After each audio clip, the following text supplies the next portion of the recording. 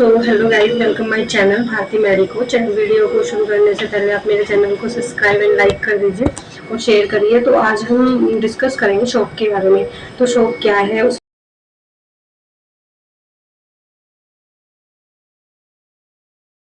Types क्या है, उसके गोल्स क्या हो सकते हैं और उसको मैनेज हम कैसे कर सकते हैं। तो वही सब कुछ आज हम डिस्कस करेंगे। ब्रीफली नहीं करेंगे, शॉर्टली करेंगे ताकि आपको समझ में आ जाए ये वीडियो और आपको अपने इन फ्यूचर जो आप जॉब करते हो उसमें भी आपको ये काम में आने वाली है। तो फर्स्टली हम क्या पढ़ेंगे कि शौक क्या होता है, कैसे होता है शौक। तो शौक क्या है, एक लाइफ थ्रेटनिंग मेडिकल कंडीशन है जिसके अंदर जो हमारे ऑर्गन्स और टिश्यू के पास एक एडिक्वेट अमाउंट में ब्लड फ्लो नहीं पहुंच पाता है। क्या है, शौक एक लाइफ थ्रेटनिंग मेडिकल कंडीशन है जिसमें क्या होता है, जो हमारा ब्लड है इनएडिक्वेट अमाउंट में हो जाता है ब्लड और हमारे जो बॉडी ऑर्गन्स तक जाता है वहां तक नहीं जा पाता है, जिसकी वजह से क्या हो जाता है, ऑर्गन फेलियर होने के चांस रहते हैं और टिश्यू परफ्यूजन होने के चांस रहते हैं, जिसकी वजह से क्या होता है, शौक हमें देखने के लिए मिलता है लोगों के अंदर। और ये कोज कैसे कैसे हो सकता है, इसके क्या क्या सिम्टम हमें देखने के लिए मिलेंगे। लाइक हम ये नहीं बोल सकते ना किसी को कि इसको शौक है। शौक के कुछ सिम्टम्स होते हैं जिससे हम डायग्नोज कर सकते हैं कि इस पेशेंट को शौक हुआ है।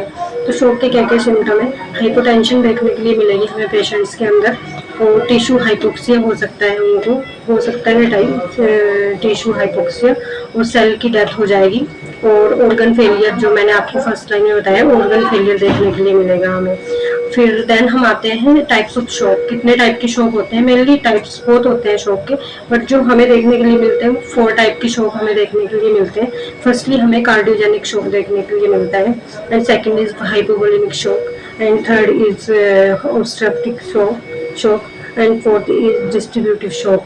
बात करते हैं कार्डियोजेनिक शौक के बारे में। कार्डियोजेनिक शौक क्या है, इसके अंदर क्या होता है, जो हमारा हार्ट होता है वो ब्लड फ्लो उसके तक नहीं पहुंच पाता है जो एडिक्वेट अमाउंट में, जो मैंने आपको पहले बताया। और इसके अंदर क्या होता है, सीवियर डिहाइड्रेशन हो जाती है ब्लड की एंड फ्लूइड की, जिसको हम बोलते हैं cardiogenic shock. Then second is आता है हाइपोवोलेमिक शॉक। हाइपोवोलेमिक शॉक में हमें क्या देखने के लिए मिलेगा, इसमें भी सेम चीज होती है। इसमें भी जो फ्लूइड होता है हमारा वो लॉस हो जाता है, जो हमें देखने के लिए मिलता है डिहाइड्रेशन देखने के लिए मिलता है, उसके अंदर पीएच कम हो जाता है पेशेंट का, और यही सब सिम्टम हमें हाइपोवोलेमिक शॉक में देखने के लिए मिलते हैं। Then third is obstructive shock.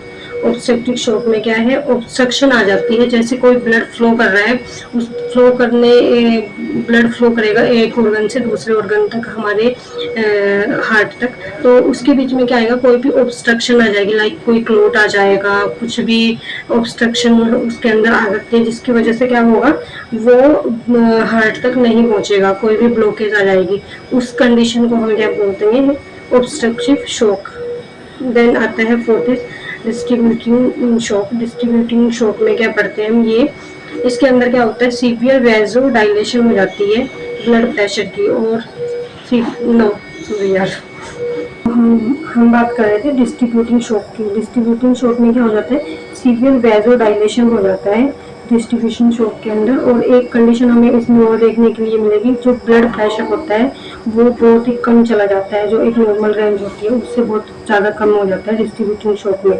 Then इसमें क्या होता है, इसके आगे 3 टाइप्स हैं, 3 टाइप्स का होता है डिस्ट्रीब्यूटिंग शॉक। इसमें हम देखेंगे एक सेप्टिक शॉक देखने के लिए मिलता है हमें, इसमें एनाफाइलेक्टिक शॉक देखने के लिए मिलता है, और न्यूरोजेनिक शॉक देखने के लिए मिलता है हमें डिस्ट्रीब्यूटिंग शॉक में। एंड फिर हम इसके बारे में ब्रीफली पढ़ेंगे अभी। सेप्टिक शॉक क्या होता है, सेप्टिक शॉक किसकी वजह से होता है, ड्यू टू एनी इन्फेक्शन, किसी भी इन्फेक्शन की वजह से हमें पेशेंट्स के अंदर सेप्टिक शॉक देखने के लिए मिलता है।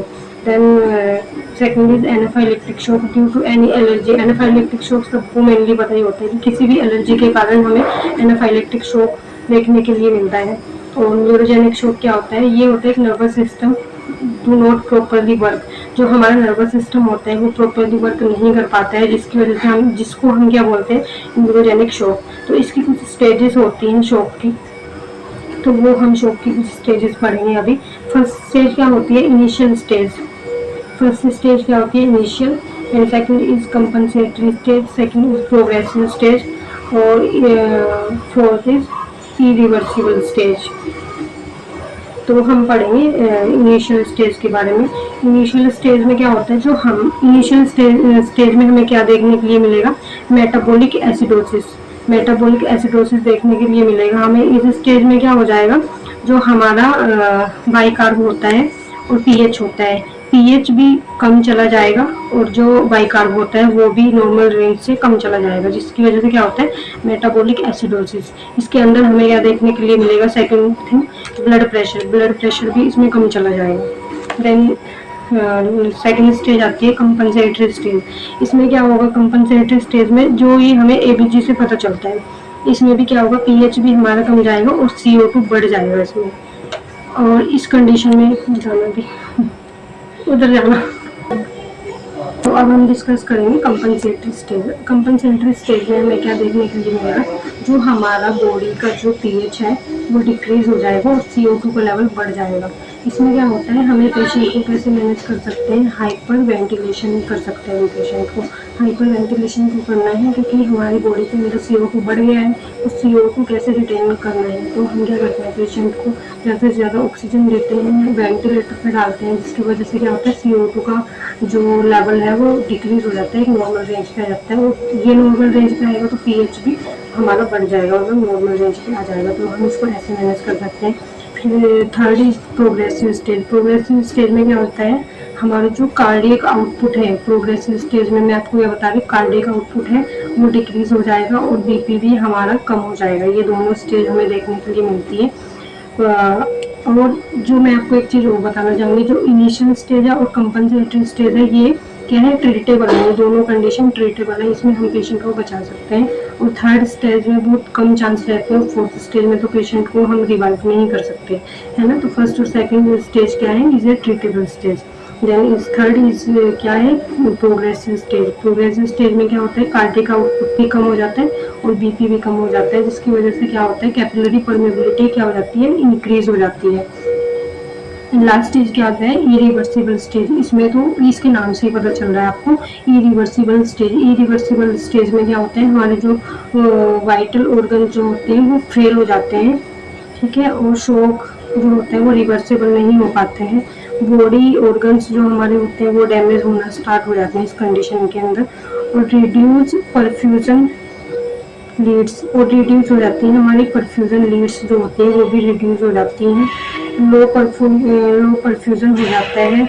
एक्सट्रीमिटीज जो हो जाती है हमारी, वो कोल्ड देखने के लिए मिलती है हमें, ब्लूइश देखने के लिए मिलती है, क्लेमी देखने के लिए मिलती है, और कोल्ड एक्सट्रीमिटीज हो जाती है। और लास्ट में क्या हो जाता है, हमारा ब्रेन जो है वो डैमेज हो जाता है और सेल की डेथ हो जाती है और सारे बॉडी ऑर्गन्स फेल हो जाते हैं, जिसकी वजह से किसी भी पेशेंट की, किसी भी पर्सन की डेथ हो जाती है। तो मेनली शौक यही है जो मैंने आपको पढ़ाया है। इसको कैसे कैसे मैनेज करना है मैंने ये भी आपको बता दिया है एक शॉर्ट वीडियो में। अगर आपको अगला वीडियो देखना है तो उसके लिए मेरे चैनल को सब्सक्राइब करें एंड लाइक करें एंड शेयर करें। Thank you, bye.